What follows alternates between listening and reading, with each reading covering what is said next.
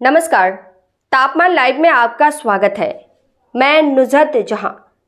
तापमान लाइव की इस प्रस्तुति में चर्चा घने जंगलों और पहाड़ों के बीच अवस्थित मां मुंडेश्वरी भवानी मंदिर की। यह विश्व के अति प्राचीनतम मंदिरों में एक है। यहाँ अनेक धार्मिक एवं पुरातात्विक रहस्य गर्भस्थ है। बिहार के कैमूर जिले की पौड़ा पहाड़ी के 608 फीट ऊंचे शिखर पर 4 पायों पर पत्थरों से बने इस अष्टकोणीय मंदिर का निर्माण कब हुआ, इसका कोई प्रमाणिक ब्यौरा नहीं है। वैसे कहा जाता है कि 108 ईस्वी में इसका निर्माण हुआ था। जो हो, यह स्थापित सच है कि इसमें सैकड़ों वर्षों से अनवरत पूजा अर्चना हो रही है। कुछ लोग 1900 वर्षों से ऐसा होने की बात करते हैं।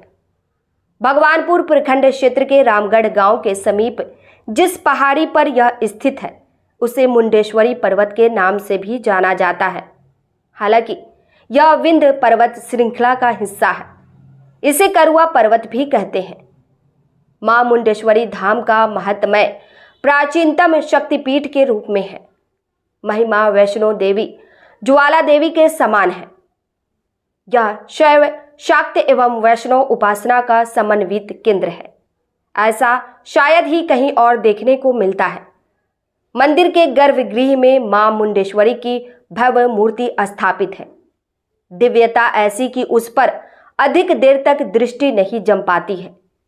इसे भी चमत्कार की मान्यता मिली हुई है।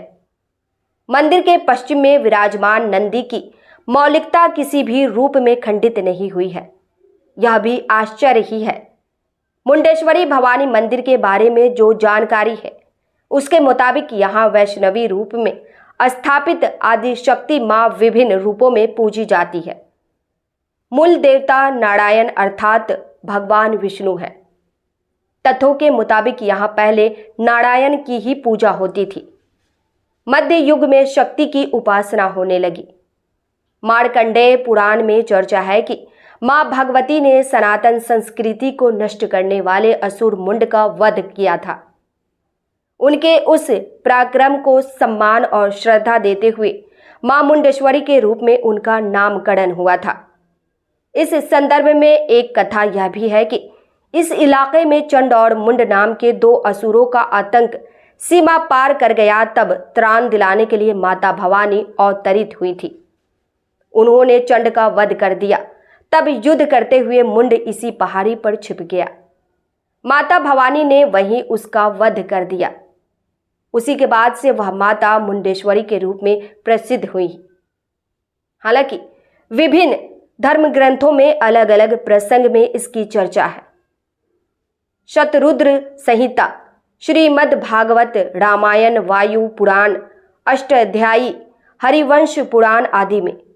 इस प्रस्तुति में बस इतना ही। फिर मिलते हैं ऐसी ही दूसरी किसी खास खबर के साथ। वरिष्ठ पत्रकार राजकिशोर सिंह की यह प्रस्तुति पसंद आई हो तो अपनी प्रतिक्रिया जरूर दीजिएगा। तापमान लाइव चैनल को देखिए, शेयर कीजिए, लाइक कीजिए और सब्सक्राइब अवश्य कीजिए। धन्यवाद।